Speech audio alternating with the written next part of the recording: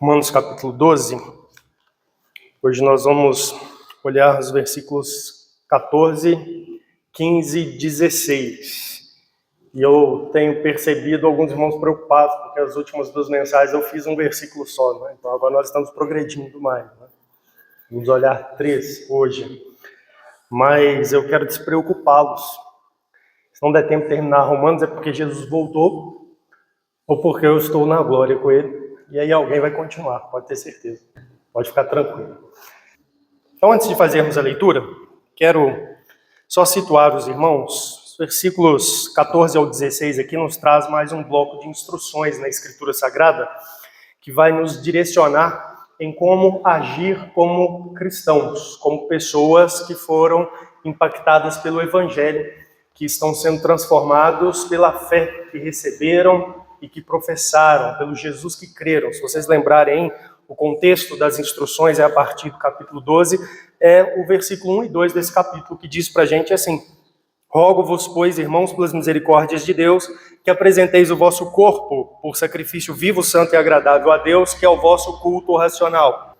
E não vos conformeis com este século, mas transformai-vos pela renovação da vossa mente, para que experimenteis qual seja a boa, agradável e perfeita vontade de Deus. Então, o que nós temos? O apóstolo Paulo, depois de trazer uma série de instruções apresentando para os cristãos o que é o Evangelho de Jesus Cristo, as doutrinas fundamentais relacionadas à obra de Deus para a nossa salvação, a justificação pela fé, o problema do pecado, como que Deus resolveu isso para nós ou por nós através de Jesus Cristo Salvador, depois de nos ensinar então a obra da santificação que dá início na nossa vida após recebermos Cristo como nosso Senhor e como nosso Salvador, depois de trazermos a esperança da salvação, a esperança para quem não há mais condenação porque estão em Cristo Jesus. Essas pessoas têm esperança de participar da promessa de Abraão, esperança de vida eterna, esperança de adoção, né, de filhos na glória futura, esperança de um novo mundo, um novo céu, uma nova terra sem pecado. Depois dele trazer todos esses elementos, ele vai dizer no versículo 12 que nada mais justo, nada mais digno é que nós devotemos de fato a nossa vida a Deus. É isso que ele diz no versículo 1, que apresenteis o vosso corpo por sacrifício vivo, santo e agradável a Deus, que é o vosso culto racional.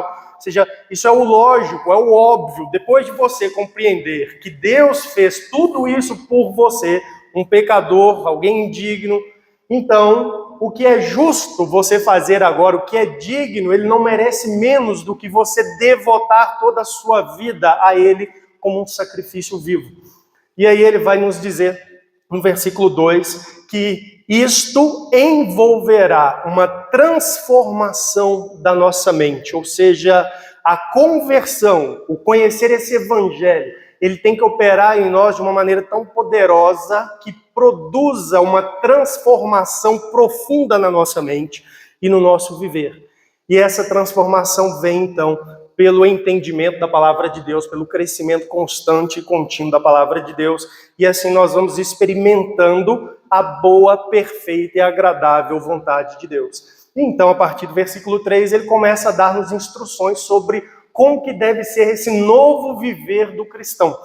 Então nós vimos já instruções a respeito do amor, do trato uns para com os outros na igreja, nós já vimos instruções aí sobre a nossa postura, nós devemos ser pessoas moderadas, então todas instruções que falam de transformação daquilo que era natural para algo novo, completamente novo, que tem a ver com a vida daquele que realmente está agora buscando servir ao Senhor Jesus Cristo. Então é isso que nós temos aí. Nesse versículo 14, no 15 e 16, nós vamos ter então agora mais 3 instruções que nos falam sobre as nossas interações com as outras pessoas, como elas deverão ser.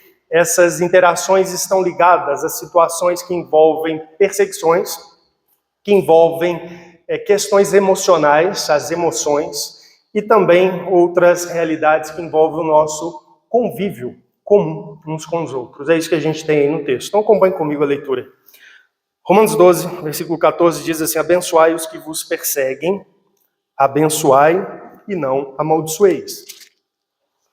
Alegrai-vos com os que se alegram e chorai com os que choram. Tende o mesmo sentimento uns para com os outros. Em lugar de ser desorgulhosos, condescendei com o que é humilde.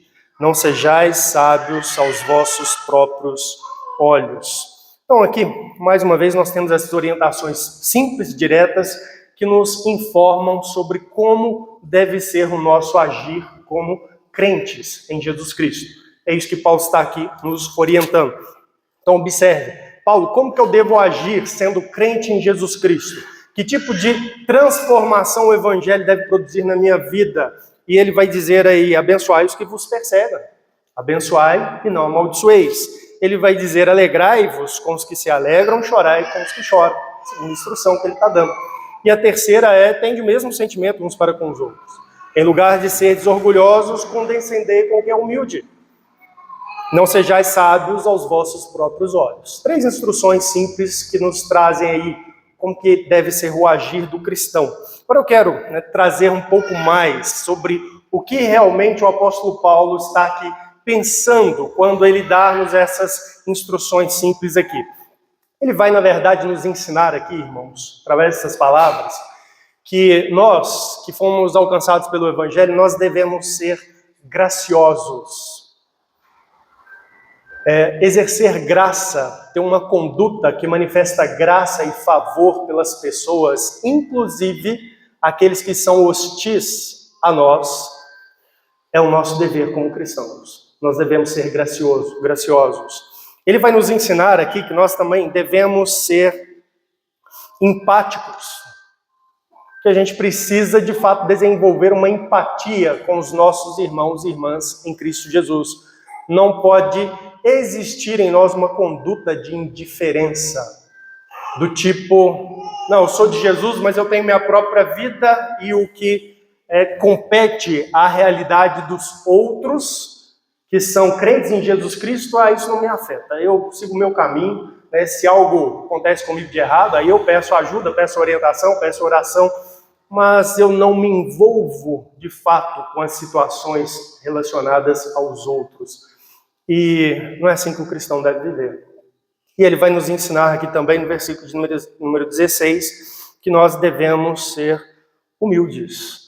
Devemos ser humildes para com os nossos irmãos e irmãs. E ele vai trabalhar aqui 3 áreas do nosso coração que precisam ser tratadas e desenvolvidas em humildade. É isso que nós temos aqui nesse texto. Então volte aí comigo, versículo de número 14. Eu vou ler novamente aqui. Eu quero que você acompanhe a leitura, pensando nessa questão do ser gracioso. A Bíblia diz assim, abençoai os que vos perseguem, abençoai e não amaldiçoeis. Qual que é a disposição natural do coração do ser humano diante daquelas pessoas que são hostis a nós, diante daquelas pessoas que nos perseguem? É retribuir o mal. Essa é a disposição natural, não é? Quando nós sofremos o mal, nós queremos reagir com outro mal, pelo menos em igualdade, pelo menos, porque naturalmente, na verdade, nós gostaríamos de infringir sobre o outro um mal maior, né? Conseguir potencializar a sua dor e o seu sofrimento, para que ele sofra mais do que eu sofri quando ele atingiu-me com mal. Essa é a postura natural. Se a pessoa for muito polida, ela dá uma reprimida nesse desejo. No entanto, quando ela é atingida pelo mal, ela vai agir com indiferença. E muitas vezes ela acha que isso assim, é uma excelente virtude. Porque me fez o mal, eu não retribuí diretamente. Mas também assim, não quero saber de mais nada. Né? E se essa pessoa passar por uma dificuldade, que se lasque para lá. Mereceu, foi justo, né? Sorrisozinho assim no canto do lábio, com a cabeça virada de lado. E essa não é a atitude que nós devemos ter quando nós cremos no Senhor Jesus Cristo. A disposição de um coração transformado, de acordo com a Escritura, aqui, é responder o mal de algum modo que manifeste interesse pelo bem daquele que fez o mal a nós, daquele que nos persegue. Nós precisamos agir com palavras de graça e favor para com essa pessoa, seja com uma oração por ela, sincera, seja com palavras que expressem misericórdia, mas essa é a atitude devida para aqueles que de fato tiveram o coração transformado por Jesus Cristo, que foram alcançados por Jesus Cristo. Há muitos exemplos disso, dessa atitude nas Escrituras Sagradas entre os servos de Deus. Deixa eu lembrar para vocês alguma coisa, algumas pessoas. Por exemplo, Lucas 23, 24 nos mostra uma das orações do Senhor Jesus, aquela que ele fez na cruz. E o Senhor Jesus Cristo, na cruz do Calvário, diante daqueles que o perseguiram e o levaram àquela condição, aqueles que o crucificaram, aqueles que o julgaram injustamente, aqueles que apresentaram falso testemunho contra ele, diante daquelas pessoas, a palavra de Deus diz que as palavras do nosso Senhor foram: Pai, perdoa-lhes porque não sabem o que fazem. Olha que coisa, Jesus não falou palavrão com aquelas pessoas. Jesus não rogou algum tipo de praga sobre aquelas pessoas. Mas as palavras do Senhor Jesus Cristo foram palavras de bênção e não de maldição. E Paulo está dizendo que é isso que nós, como cristãos, devemos fazer. É esse tipo de situação, esse modo de reagir que um coração verdadeiramente transformado deverá buscar e procurar ao longo da sua vida. Nós temos, por exemplo, o exemplo de Abraão no Antigo Testamento. Por exemplo, Abraão orou também pelo rei cananeu que havia levado a sua esposa Sara. Você lembra dessa situação? Abraão volta do Egito e o rei cananeu, ele vê Sara como uma bela mulher e ele a toma para si, para fazer parte de uma de suas esposas, seu harém. Ao fim de todo aquele desenvolvimento, Deus dá a ele uma visão, avisa ele, né, da situação, anuncia que vai trazer juízo sobre ele, sobre as mulheres ali da sua terra, da sua aldeia. E Abraão, ao invés de amaldiçoar aquele homem, de praguejá-lo, de falar palavrões para com ele, Abraão ao final ora por aquele homem. Percebe? É esse o tipo de atitude que nós precisamos buscar. A palavra de Deus nos traz, né, em grandes detalhes, a história do rei Davi, o homem segundo o coração do Senhor. Então, certamente é um exemplo também. Davi foi tratado com extrema injustiça por seus inimigos, tanto os filisteus e principalmente para com Saul e os servos devotos, leais a Saul. E Davi agiu como? Davi teve oportunidade na caverna de Adulão de tirar a vida de Saul e ele não o fez. E depois ele abençoa Davi com suas palavras, ao invés de reclamar de Saul, de também praguejar, de lançar uma praga sobre ele, ele abençoa Saul com as suas palavras. Nós lemos na palavra de Deus sobre Jó. Jó foi tratado com extrema injustiça e hostilidade pelos seus amigos. Embora inicialmente eles buscassem o bem de Jó, mas Jó vai respondendo a eles e demonstrando que o caminho que eles apontam não faz sentido, não há justiça, e eles tornam-se extremamente injustos e pressionam psicologicamente Jó, a ponto de Jó, no livro, chegar a dizer assim: eu não aguento mais ouvir vocês estão fazendo mal e não bem. E apesar disso, de Jó ter chegado a esse ponto, a esse limite com aqueles seus amigos, a palavra de Deus nos diz lá no final do livro que Jó ora pelo perdão dos seus amigos. Jó não os amaldiçoa. Jó não ofende aqueles homens. Jó os abençoa. Estevão, a palavra de Deus nos diz no livro de Atos dos Apóstolos, capítulo 7, a morte de Estevão. Estevão pregando o evangelho poderosamente em Jerusalém, confrontando a liderança religiosa. E a Bíblia nos diz então que eles se levantam contra Estevão e o sentenciam à morte, perseguição por causa de Cristo. E enquanto Estevão está sendo apedrejado pelos seus algozes, a palavra de Deus traz-nos as palavras de Estevão assim: e ajoelhando-se, clamou com grande voz: Senhor, não lhes imputes este pecado. Você está entendendo o que é para fazer? Abençoai os que vos perseguem, não amaldiçoeis. Mas deixe-me ler com vocês agora. Abra sua Bíblia em Gênesis de novo, versículo 26. Quando eu estava organizando a pregação desse texto, eu lembrei de várias coisas na Escritura. E uma das que mais me marcou, eu acho que desde a infância, é essa narrativa aqui de Isaac, servo do Senhor. Acompanhe comigo a leitura desse texto aqui. Isaac perseguido ali na terra de Canaã. Como foi a atitude de Isaac? Gênesis 26, versículo 12, a palavra de Deus relata assim: semeou Isaac naquela terra e no mesmo ano recolheu 100 por 1, porque o Senhor o abençoava. Enriqueceu-se o homem, prosperou, ficou riquíssimo, possuía ovelhas e bois e grande número de servos, de maneira que os filisteus lhe tinham inveja. E por isso lhe entulharam todos os poços que os servos de seu pai haviam cavado nos dias de Abraão, enchendo-os de terra. Olha que coisa. Isaac pastoreava rebanhos e plantava em uma determinada região ali na Judéia, e ele tinha como vizinho, né, das suas terras, onde ele estava acampado e onde ele vivia, os filisteus. E Deus abençoou Isaac grandemente, e ele foi se destacando, a sua família foi se destacando em poder e em força diante dos povos daquela terra. E ele vivia então num lugar onde já havia sido trabalhado pela geração passada de seu pai, havia benefícios, né, que ele usufruía ali naquela terra, especialmente poços. Os irmãos sabem algo da geografia da Palestina, é uma região onde você precisa se esforçar bastante para ter acesso à água.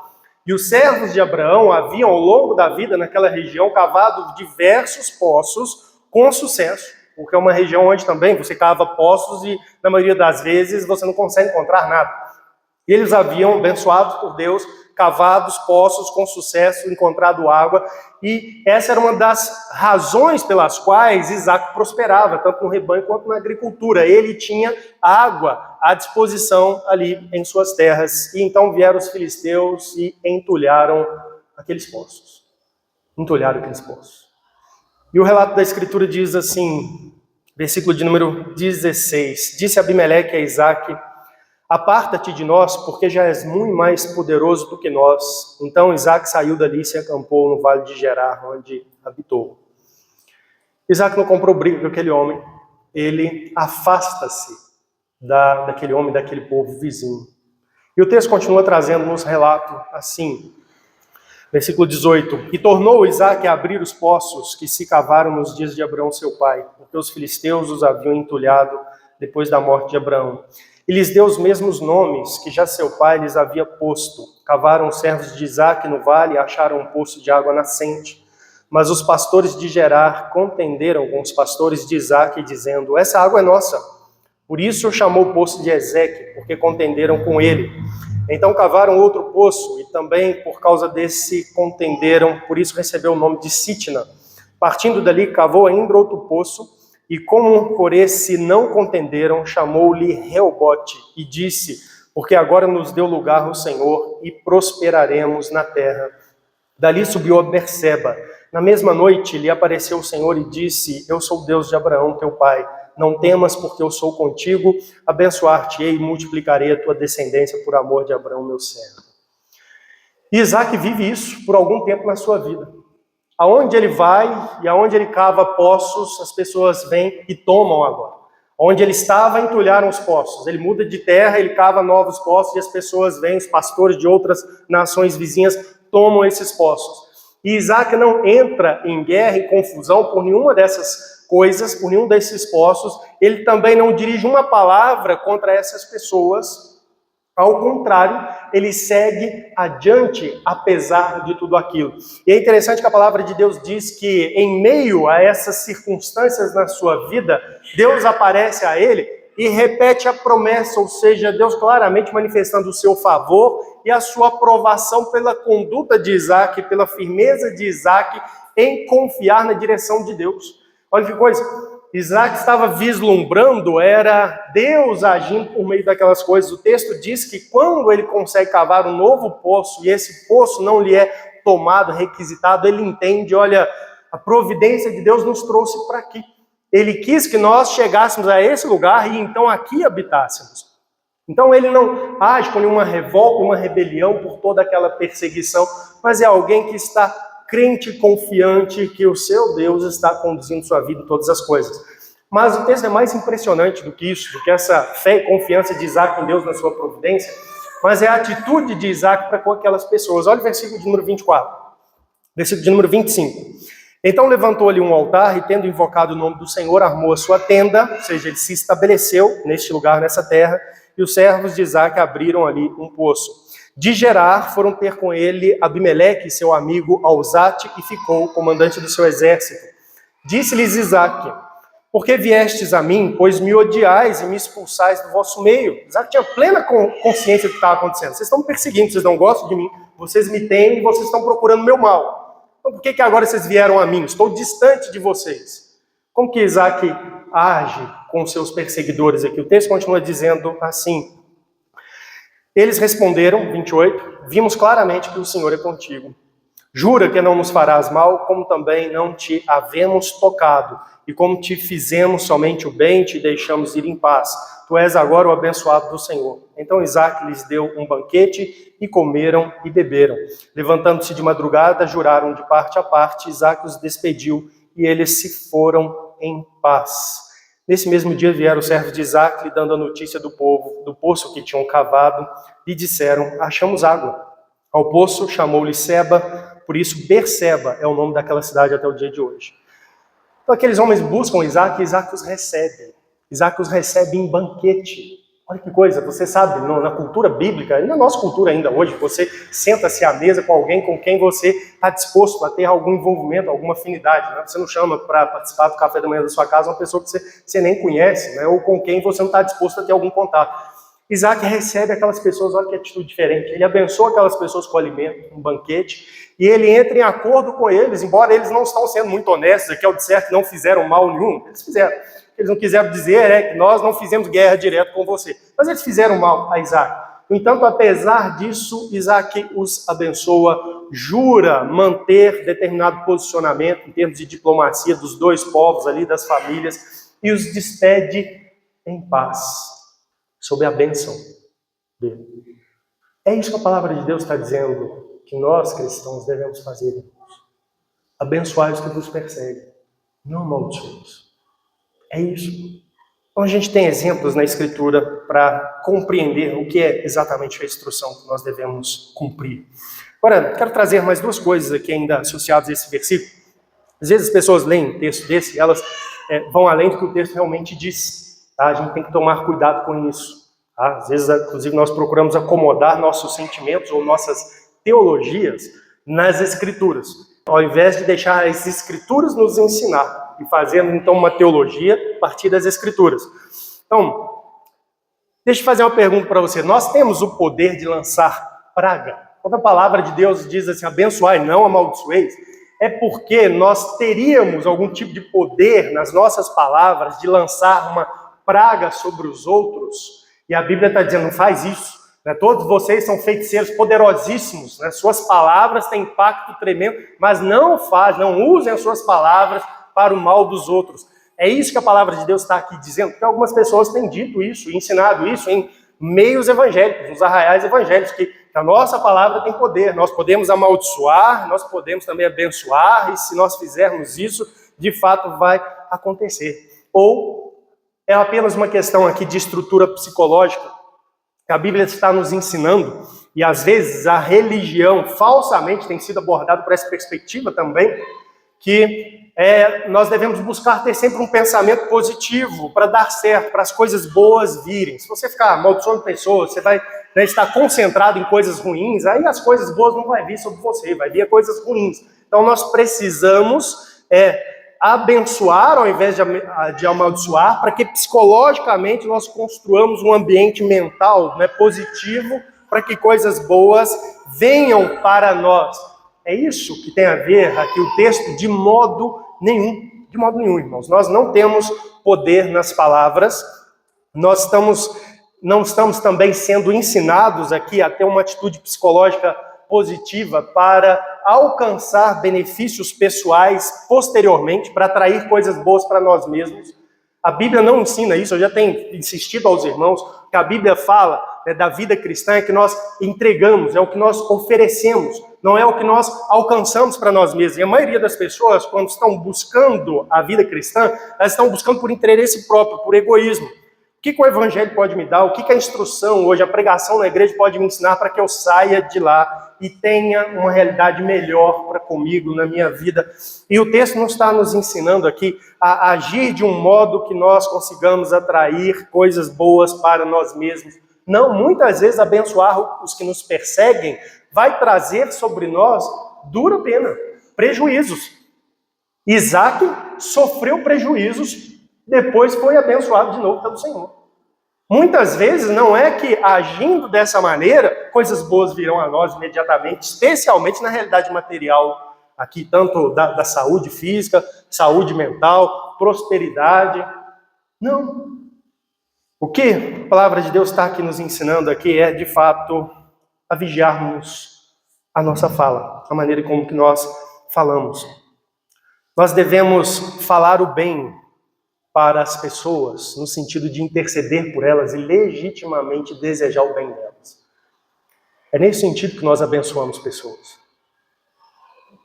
Tá? É nesse sentido. Amaldiçoar aqui tem a ver com falar mal, não com rogar praga, mas no sentido de desejar mal a alguém ou pleitear o mal de alguém. E a Bíblia está dizendo que nós não devemos usar nossa boca, nossa língua para isso. Um cristão jamais deve desejar o mal de alguém ou pleitear o mal de alguém. Mas falar o bem, abençoá-lo, desejar o bem dessa pessoa, buscar o bem dessa pessoa. Se você se lembrar, Isaac abençoou seus 2 filhos. Na verdade, abençoou, né?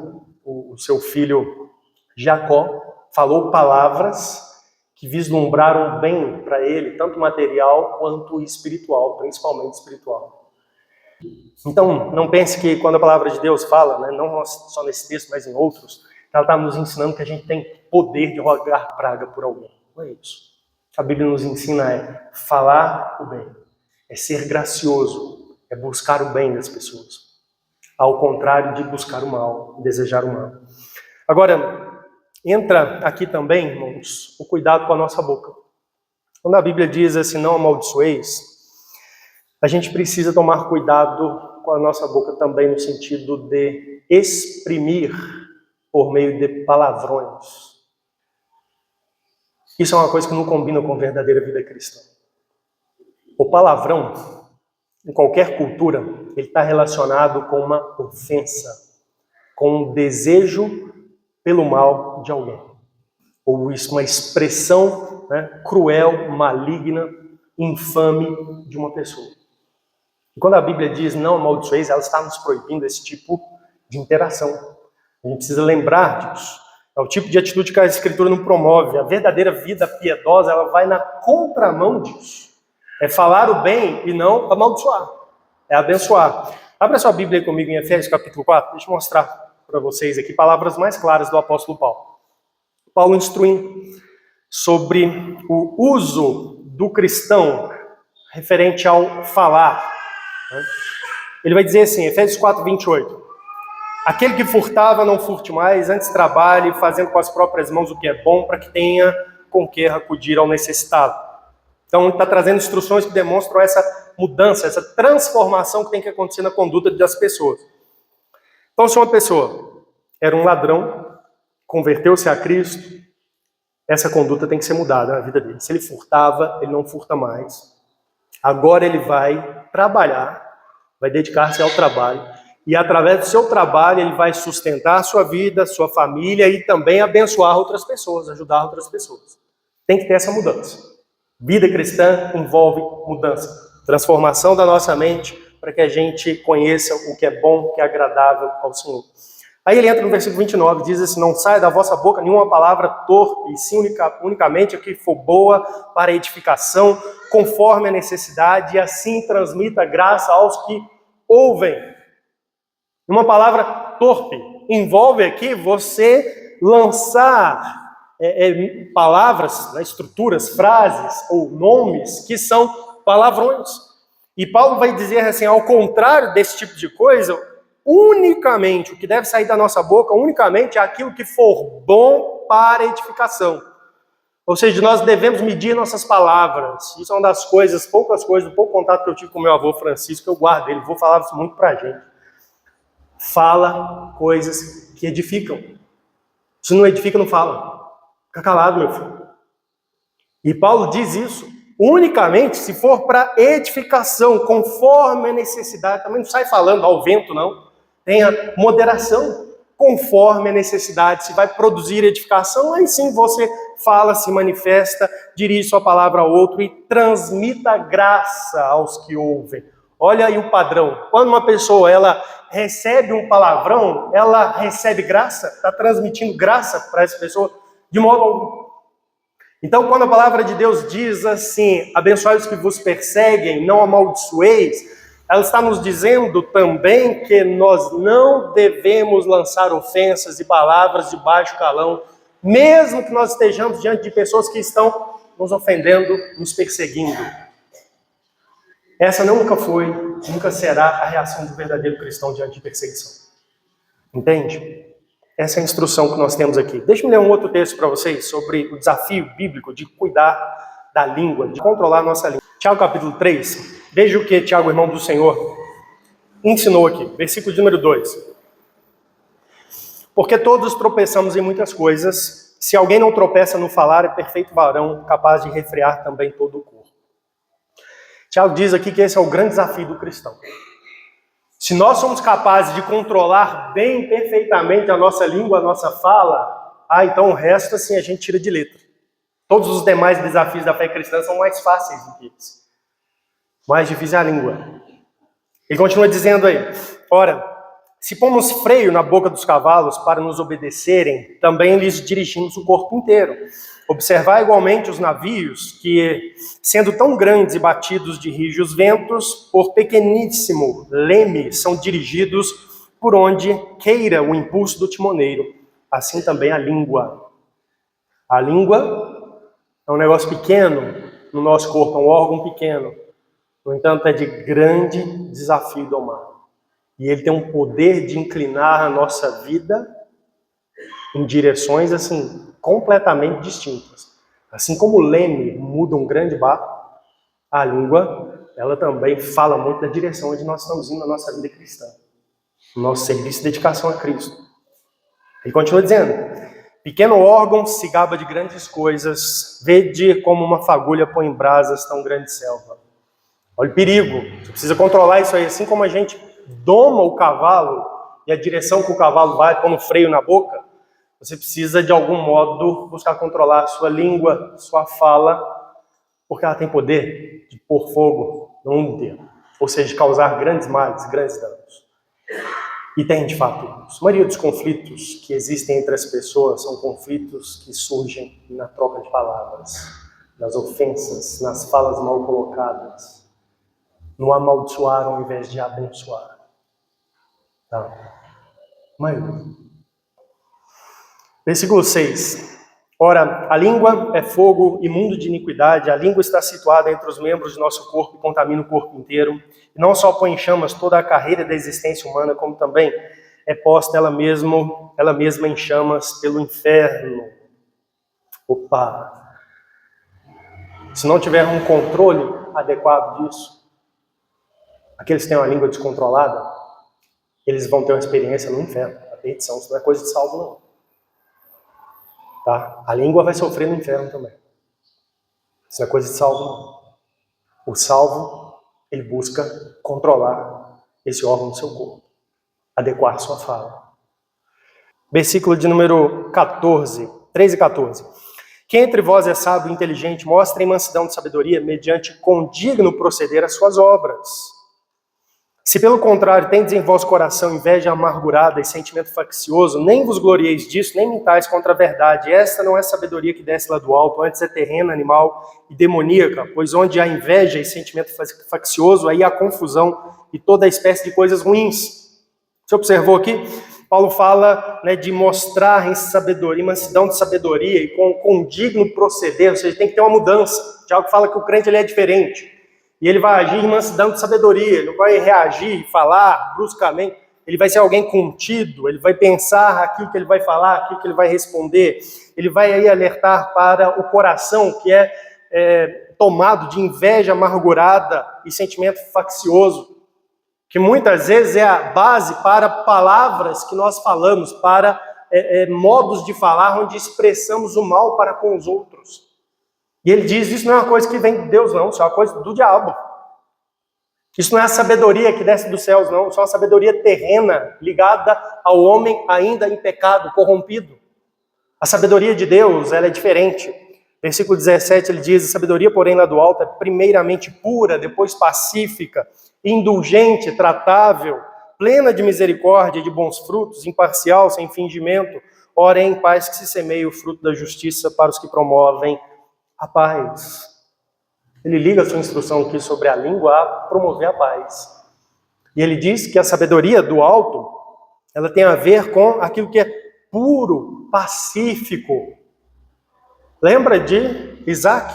Pacífico, que não reagiu com mal diante daqueles que estavam os perseguindo, que não falou mal a respeito daquelas pessoas, que não rogou uma praga sobre aquelas pessoas. O texto diz aí, tratável, plena de misericórdia.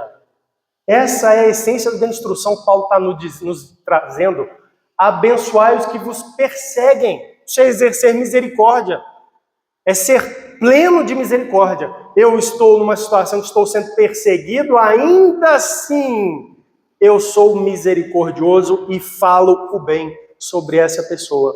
Desejo o bem para com essa pessoa. Oro em favor dessa pessoa. É pleno de misericórdia. Isso é a marca da sabedoria que vem do céu. Isso é a marca daqueles que estão sendo transformados pelo Evangelho e buscando viver uma vida diferente. Então, quero encerrar esse ponto dizendo para vocês que é necessário orar por isso, irmãos. Eu sei que isso é difícil. Não é fácil, não. Mas nós precisamos orar por isso. Orar para que Deus nos dê essa graça de sermos capazes de expressar favor, misericórdia, graça para com aqueles que são hostilizados. A gente precisa buscar essa graça de Deus e Ele atende. Ele atende.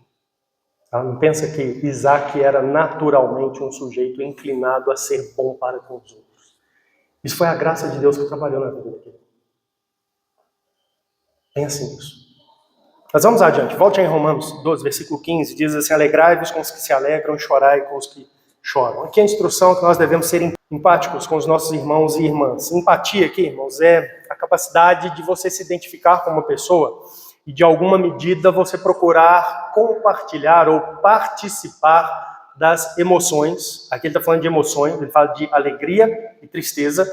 Então ele está falando aqui da capacidade nossa de alguma medida compartilhar das emoções dos outros. E eu falo em alguma medida porque no dicionário nosso, o significado aqui é a ideia de você de fato sentir com o outro. Eu acho isso muito ousado, porque principalmente os nossos dores e tristezas, eu já percebi, as pessoas buscam de fato dividir em alguma medida, mas não são capazes de fato experimentar exatamente aquilo que nós estamos sofrendo, aquela tristeza que está nos abatendo. Tá? Então, a ideia aqui é que você deve procurar em alguma medida sim de compartilhar essas emoções, ou seja, existe uma realidade que faz parte da vida cristã que envolve a interação, o envolvimento emocional com os outros cristãos. E você deve lembrar aqui que a instrução de Paulo, que essas instruções, elas têm a ver com os crentes. Ou como que os crentes agem para com os ímpios, ou como eles agem uns para com os outros. E aqui Paulo está pensando, sem dúvida nenhuma, na realidade de como que nós devemos interagir com os nossos irmãos e irmãs em Cristo e, de fato, procurar participar, como eu disse, em alguma medida daquilo que eles sentem, das suas emoções. E você precisa lembrar qual que é a disposição natural do coração humano corrompido. Não é essa, não. Qual que é a disposição natural do coração humano? Nós gostamos de nos afastar do sofrimento, não é? Tristeza sempre está relacionada a algum grau de sofrimento, algum tipo de sofrimento. E, naturalmente, o nosso coração pecador, egoísta, ele não quer experimentar nenhum tipo de dor. Tá? Nem as nossas próprias, as que acontecem conosco, nós fugimos dela o mais que podemos. Né? Muito menos nós queremos sofrer junto com os outros, por causa das dores dos outros. Isso é a realidade natural da disposição do coração do ser humano. E, pelo contrário, nós temos dificuldade também de participar da alegria. Não é verdade? Vamos ser honestos. Muitas vezes, as pessoas que aparentam estar alegres com alguém, na verdade, elas carregam no seu coração uma inveja, uma alegria pelas bênçãos que está vendo o outro receber ou desfrutar. Nós temos dificuldade disso. Às vezes, as pessoas chegam a se entristecer por causa da inveja. por ver alguém em alguma situação, alguma condição sendo abençoado.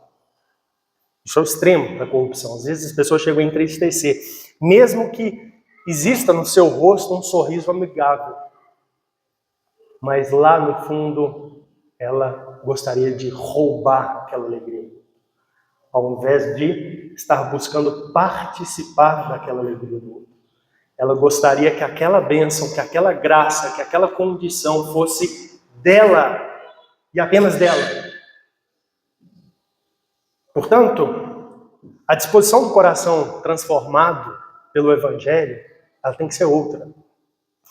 Nós devemos inclinar nosso coração em direção ao coração dos nossos irmãos e irmãs, em alguma medida participar das suas alegrias, das suas tristezas com sinceridade. Essa é a instrução que Paulo está dando aqui.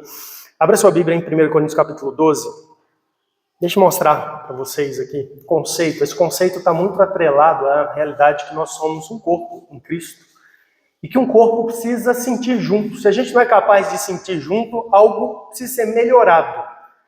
Tá? Um corpo, imagina um corpo humano, né, em que, sei lá, o sujeito pisou num espinho, mas ele não sente a dor no pé do espinho ali que o feriu, que adentrou a sua carne. Alguma coisa está errada com esse corpo. Não está funcionando bem. Né? Precisa sentir. E a igreja de Cristo, ela é ilustrada assim, nós somos um corpo, o corpo de Cristo, de modo que nós devemos ser capazes, inclusive, de sim, em alguma medida, sentir junto com os outros. Tá? Paulo diz aí em 1 Coríntios 12, versículo 26, assim: de maneira que se um membro sofre, todos sofrem com ele. E se um deles é honrado, com ele, todos se regozijam. Ora, vós sois corpo de Cristo e individualmente membros desse corpo. Olha como que tem que existir um grau de empatia real entre cristãos, entre irmãos e irmãs. Paulo diz que nós somos um corpo, gente. Nós somos uma unidade espiritual, o corpo de Cristo. Mas esse vínculo não é um vínculo apenas assim de fé professada. Não é. Nós, de fato, fomos unidos a uma família. Nós trabalhamos isso aqui anteriormente, sobre como viver o amor fraternal, desenvolver o amor fraternal. Precisa ocorrer o desenvolvimento de um vínculo real entre os cristãos, entre os irmãos, especialmente os que se unem à mesma comunidade. E esse vínculo ele tem que ser tão verdadeiro que se um sofre, os outros sentem junto, participam desse sofrimento junto. Se um está triste, os outros se entristecem. Mas se um é honrado, se um é abençoado por Deus e está gozando alegria, desfrutando alegria por algo, ou algum momento, alguma realidade especial na sua vida, que os outros também se regozijem com ele. A gente precisa entender isso aqui. Isso é cristianismo verdadeiro. Eu me preocupo quando a gente vê pessoas meio indiferentes às realidades dos outros na congregação local. Por exemplo, alguém ficou grave, está muito feliz aquela família. Poxa, você tem que se alegrar, gente. Você precisa se alegrar, gente. Está passando por um momento difícil. Você sabe que há tristeza naquele coração. Tais circunstâncias na vida, alguma coisa que aconteceu. Você não pode ignorar a realidade desse irmão, dessa irmã. Percebe? Isso é vida cristã aqui, no mais alto nível. Lembra? O Evangelho está nos chamando, irmãos, ao mais alto nível. Nós todos precisamos caminhar muito para desenvolvermos isso. Mas esse é o que Deus coloca para nós. É isso que a gente deve mirar e buscar. O Evangelho precisa, então, criar, de fato, essa integração, esse vínculo real entre nós, de modo que a gente precisa sentir a tristeza das dores, das perseguições, das pressões dos outros. Quantos dentre nós aqui, muito tempo, passaram por grandes dificuldades, ou às vezes ainda estão passando pressões internas familiares? E às vezes pessoas sabem, mas não têm, assim, uma compaixão associada àquela situação. Está errado. Irmãos, é difícil levar a vida cristã adiante em um contexto, por exemplo, onde a família é contrária. É muito difícil.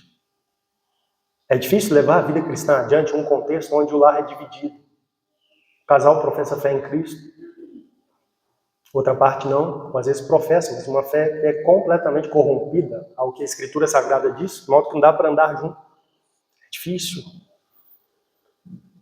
E o que a Bíblia diz não é que nós devemos lançar sobre essas pessoas assim, uma indiferença, ou tratá-las sem nenhuma sensibilidade sobre a realidade que elas estão vivendo. Ao contrário, deve orar para essas pessoas, sofrer as dores junto com elas, reconhecer em alguma medida os seus desafios, suas lutas, ter paciência. Muitas vezes as pessoas cobram, puxa, mas fulano podia se envolver mais, fazer mais, etc. Às vezes não está fazendo porque está entristecido. Não é porque tem impedimento, não. É porque está entristecido, ou porque determinada situação gerou uma negligência, precisa ser sacudido. Mas às vezes aquela situação gerou, de fato, um impedimento.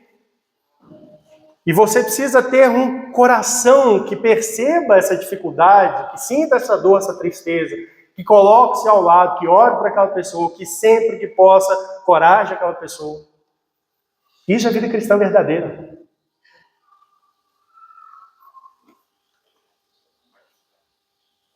Um exemplo na Escritura.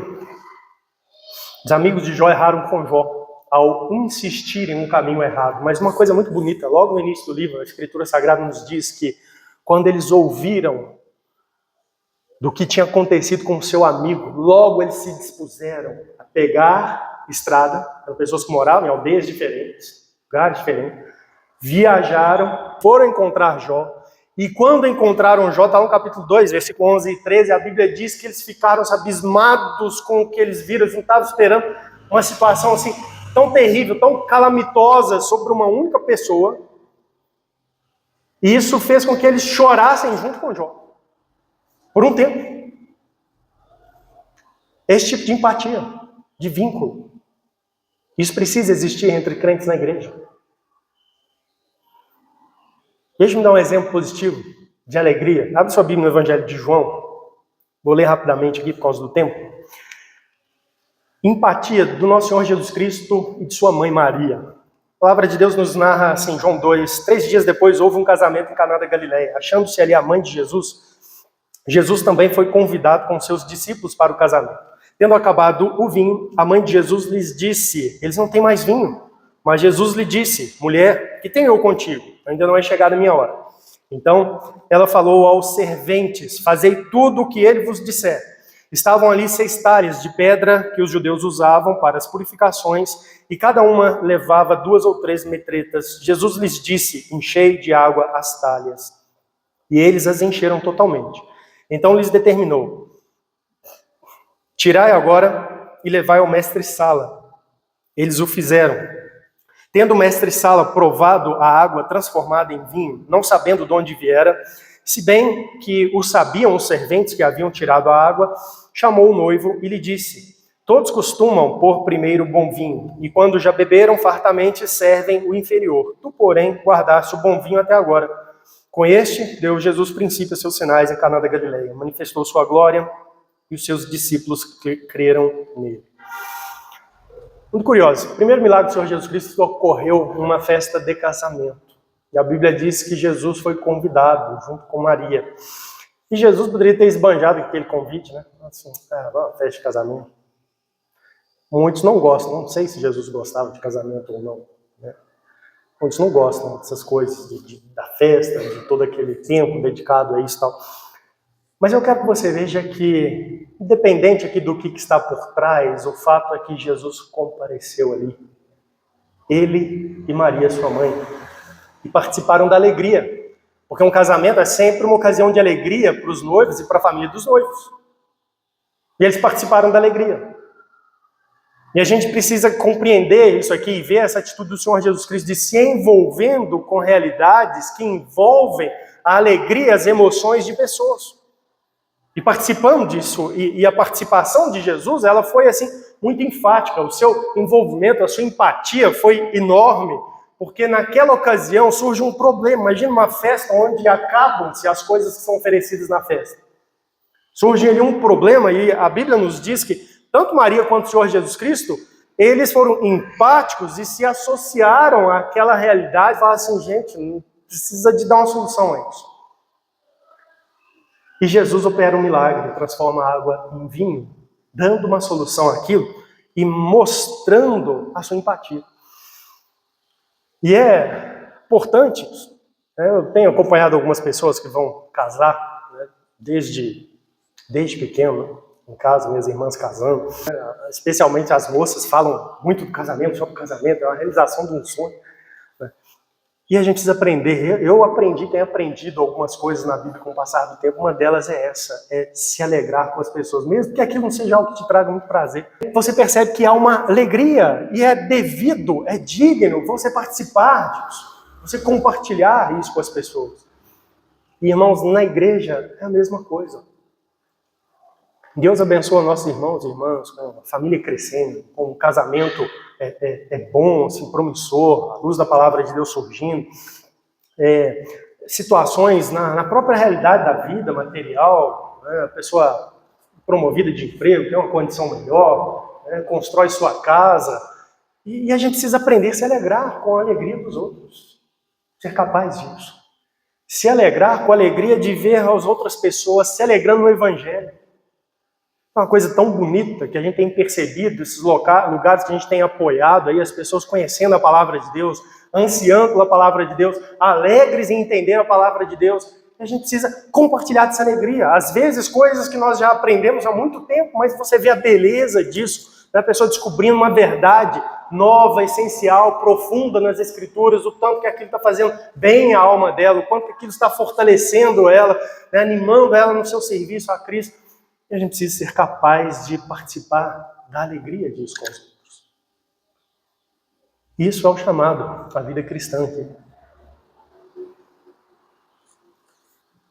E é necessário a gente saber compartilhar a tristeza também. Eu não vou ler o texto que é longo, mas você sabe, em João capítulo 11, nosso Senhor Jesus Cristo foi capaz de compartilhar a tristeza, lembra? Quando ele se deparou com o sepulcro de Lázaro e diante da dor de Maria e Marta, ele chora. Ele chora.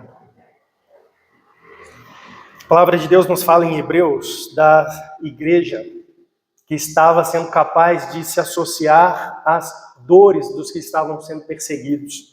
Hebreus 10, vou ler rapidamente, a Bíblia diz assim: lembrai-vos, porém, dos dias anteriores, em que depois de iluminados sustentastes grande luta e sofrimentos, ora expostos como espetáculo, tanto de opróbrio, tanto quanto de tribulações, ora tornando-vos coparticipantes com aqueles que desse modo foram tratados, porque não somente vos compadecestes dos encarcerados, como também aceitastes com alegria o espólio dos vossos bens, tendo ciência de possuídes vós mesmos patrimônio superior e durável.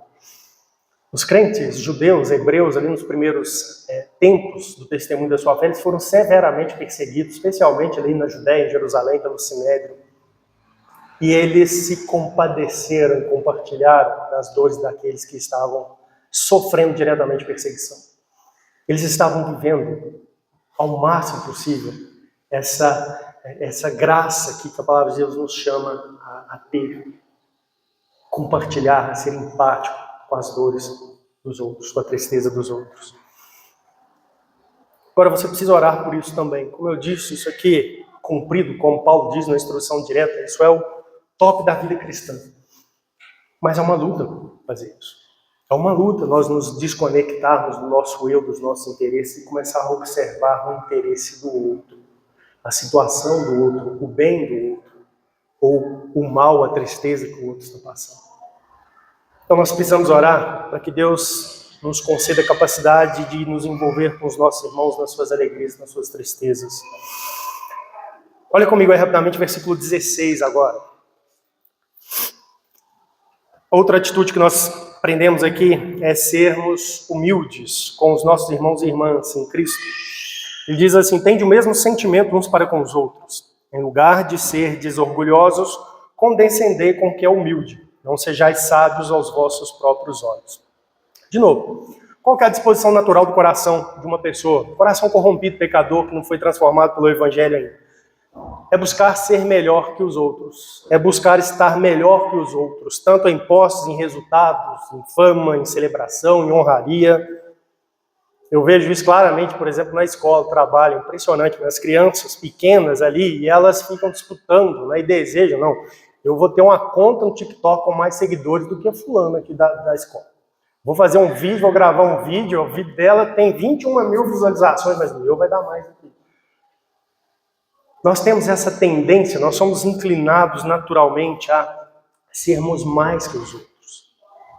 Nós somos inclinados a discordar dos outros. Não é verdade? Quando duas pessoas estão conversando, geralmente são levantados ali mais rapidamente ou de maneira mais proeminente os pontos de discórdia das pessoas, ao invés de buscar os elementos comuns, as coisas que elas compartilham juntos.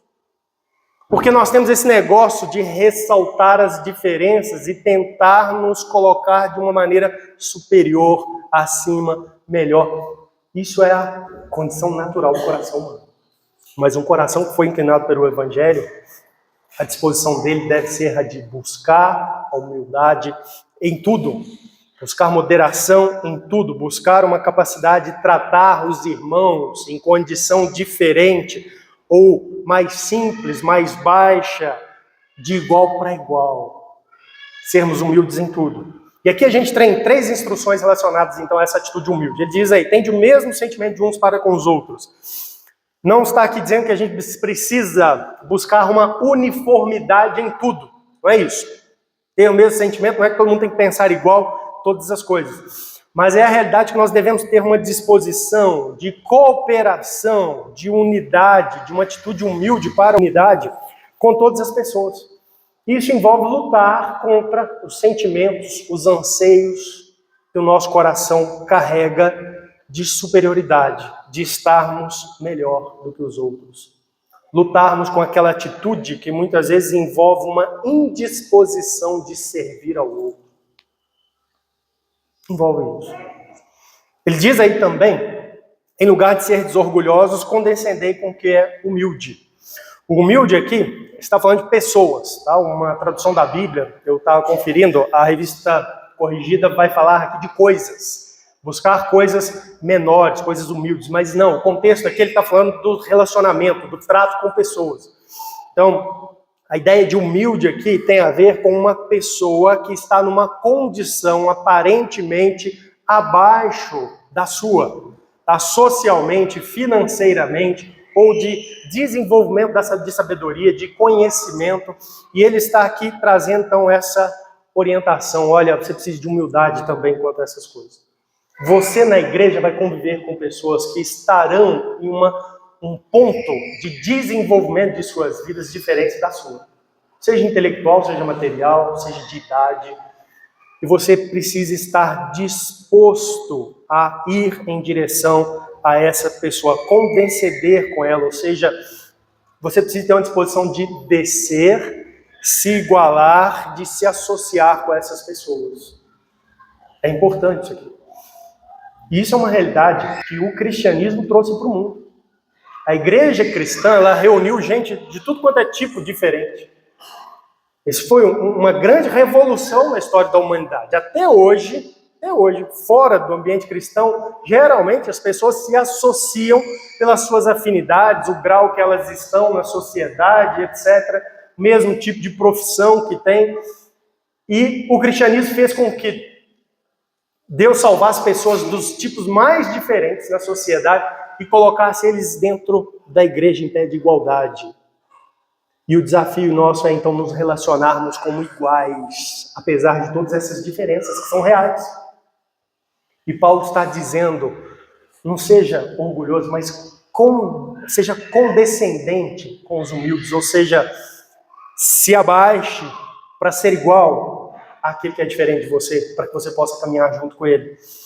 Deixa-me lembrar para vocês aqui, Paulo, quando escreve aos Gálatas, ele diz assim, isso aqui é um retrato do que é a igreja cristã, ele diz, porque todos quantos fostes batizados, de Cristo vos revestistes. De Sarte não pode haver judeu nem grego. Na igreja tinha pessoas que eram de origem não israelita e pessoas que estavam ligadas a Israel e especialmente à prática religiosa do judaísmo. E ele diz, esse negócio tem que acabar na igreja.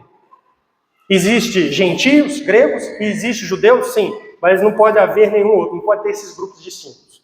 Tem que, de algum modo, igualar isso aí. O texto diz mais, nem escravo nem liberto. Tinham pessoas livres, senhores de escravos. Mas quando eles se sentavam para ouvir a palavra de Deus, era a igreja de Cristo. Não pode ter diferença. E aí entra a necessidade de você condescender com o que é humilde. Para que haja esse igual para igual. Entende? O texto diz aí, nem homem nem mulher. Tem a igreja, essa diferença. São salvos em Jesus Cristo, têm o mesmo valor diante de Cristo, servem a Cristo de igual maneira. O texto diz aí, porque todos sois um em Cristo Jesus. E se sois de Cristo, sois também descendentes de Abraão e herdeiros segundo a promessa. Todos são de Jesus, salvos em Jesus Cristo, todos herdam a mesma salvação prometida desde Abraão. Mas como é que a gente vive isso? Um ambiente onde tem senhores e escravos, onde tem homens e mulheres, em uma sociedade antigamente onde as diferenças eram muito maiores do que são hoje na nossa sociedade. Como que vive isso? Como que vive isso na nossa sociedade? Tem alguém que é industrial e alguém que é do campo. Tem alguém que trabalha com burocracia, que é concursado, etc. E tem alguém que trabalha com atividades manuais, com costura. Como é que vive isso? Tem alguém que é doutor na advocacia, no direito, na medicina, e tem o diarista, o camarada que trabalha descarregando um caminhão. Você precisa, para viver o cristianismo, na sua essência pura, condescender com o que é humilde. É isso que Paulo está aqui nos chamando. Então a gente precisa procurar isso. Se associar com pessoas dos tipos mais diferentes. E para isso a gente precisa baixar, muitas vezes. Que foi o que Jesus Cristo fez por nós, não é? Deixa-me ler rapidamente para encerrar aqui. A palavra de Deus diz assim, tende em vós o mesmo sentimento que houve também em Cristo Jesus, pois ele, subsistindo em forma de Deus, não julgou como usurpação ser igual a Deus, antes a si mesmo se esvaziou, assumindo a forma de servo, tornando-se semelhança de homens, e reconhecido em figura humana, a si mesmo se humilhou, tornando-se obediente até a morte de cruz. Percebeu o que Jesus fez por nós? Para ele interagir conosco, para ser o nosso Salvador, para abençoar a nossa vida. E é isso que a igreja deve procurar viver. A gente precisa condescender com quem é humilde. Jesus se acomodou a nós, e a gente precisa buscar se acomodar aos nossos irmãos e irmãs, para servi-los. Por último, ele diz, não sejais sábios aos vossos próprios olhos. Isso aqui significa que a gente não deve confiar na nossa própria sabedoria, nos considerando autossuficiente ou superior. Isso é importante. Isso envolve, por exemplo, ser ensinável. Uma coisa difícil é lidar com pessoas, com crentes que não são ensináveis. Você mostra uma coisa na Bíblia e ele diz, não, mas isso aí não sei o quê, porque eu já sei isso, eu já li a Bíblia toda, não sei o quê. Não vai bem. E esse é o tipo de atitude que o crente não pode ter. Tem que ser ensinável, não pode achar que ele já sabe tudo. Ele tem que ser intelectualmente humilde. Isso vale para todos. Isso vale para um pastor. A gente senta para estudar as Escrituras e aprende muito. A gente primeiro estuda e prega para nós mesmos. Nós aprendemos muito, vemos o quanto nós estamos distantes daquilo que o Senhor Deus queria para a nossa vida. A gente precisa ter essa atitude. E estar sempre pronto a aprender. E entender que aquilo que nós já temos é graça de Deus na nossa vida. Não é algo também que nós deveríamos tomar como uma glória para nós próprios. Olha como eu sou bom, porque eu já sei, eu tenho conhecimento. Sou melhor que fulano. Não sabe, ainda tem dúvida sobre essas coisas. A palavra de Deus diz assim, pois quem é que te faz sobressair?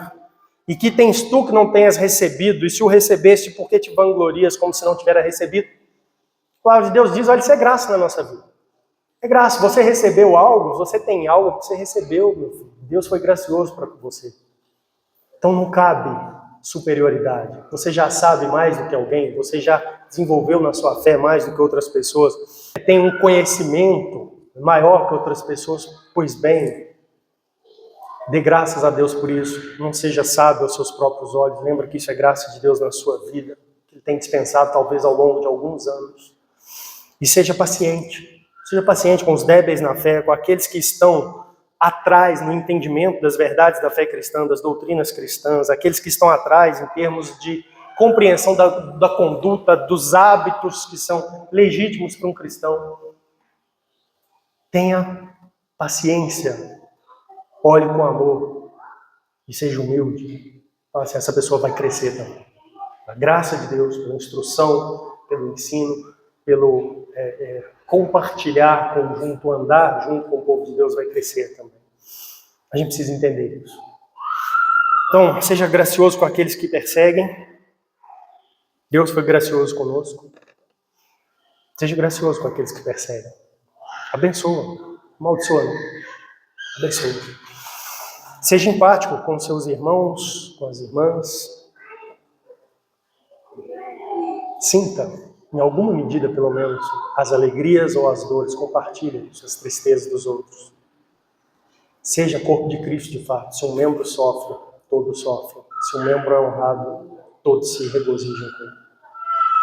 Seja humilde com seus irmãos, com as suas irmãs. Caminhe junto. Se esforce para fazer isso. Às vezes, requer que nós condescendemos com as pessoas. Que nós nos rebaixemos para ser igual a elas. Para caminhar junto. Faça isso. Vamos ficar de pé para orarmos?